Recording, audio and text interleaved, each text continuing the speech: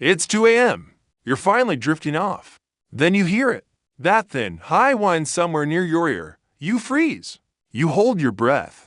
You slap yourself in the face in the dark, and you miss. Congratulations.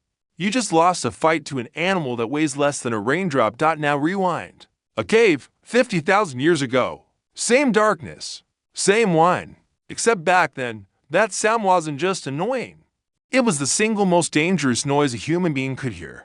Here's the claim this video is going to prove. The deadliest creature in the history of our species isn't the lion, the snake, or the bear. It's the mosquito. And ancient humans fought it for a million years without ever knowing what it was.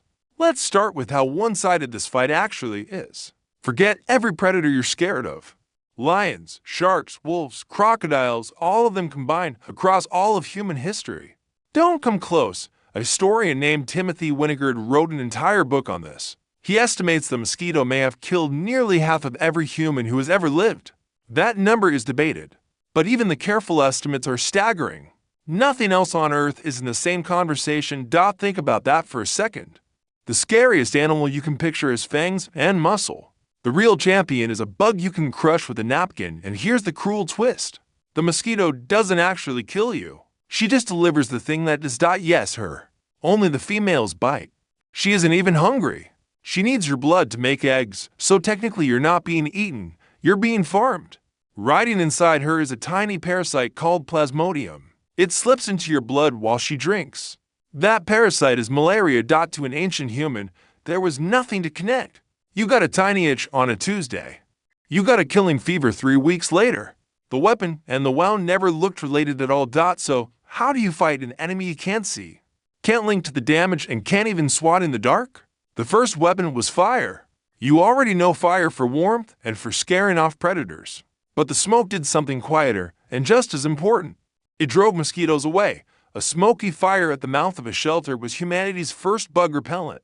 People who slept in the smoke got bitten less and died less. They didn't understand why. They just learned the smoky side of the cave was the safe side, and they fought over that spot. The second weapon was real estate. Ancient humans learned, the hard way, to avoid still water. Swamps, stagnant pools, marshes at dusk, not because anyone understood mosquito breeding. Simply because everyone who camped by the pretty swamp kept catching the fever and disappearing. Over enough generations, don't sleep near the still water stopped being advice. It became instinct, ritual, and law. Here's something you can test right now, while you watch. Sit still and just breathe normally. That breath, the carbon dioxide you're exhaling the second, is exactly how a mosquito finds you in total darkness. She isn't seeing you. She's smelling you exhale from up to 30 feet away. Then she follows your body heat and the scent of your skin the rest of the way in. Your ancestors were glowing beacons in the dark, and they never knew it. But behavior only gets you so far. And this is where the story gets genuinely unbelievable. When ancient humans couldn't win with fire and smoke, evolution stepped in and rewrote their blood. In parts of Africa where malaria never let up, a mutation appeared. It's the one behind sickle cell. Inherited from one parent, and your blood becomes a hostile place for the malaria parasite. You are far more likely to survive. The shield was so valuable it spread through entire populations, even though inheriting it from both parents causes a serious, painful disease. Sit with how brutal that math is.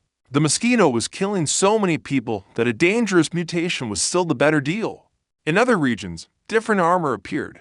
Across West Africa, a blood trait called Duffy negative became common.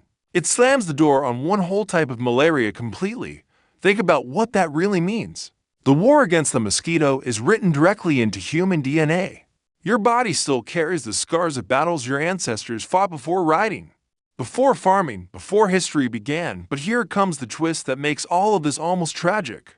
They never once knew who the enemy was. For nearly all of human history, nobody connected the mosquito to the disease.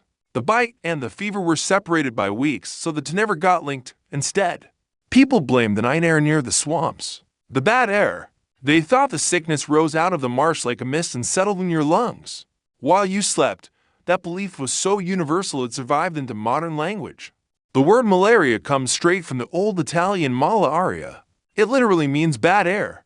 Humanity fought the deadliest killer ever faced for thousands of years while blaming a breeze. So they built their camps on breezy hills. They burned herbs to purify the air. They ran from the fog and slept facing the wind.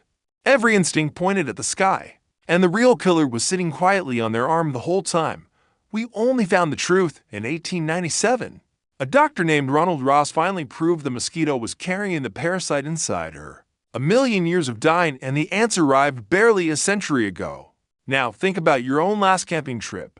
You packed a spray, a net, a little device that plugs in and glows.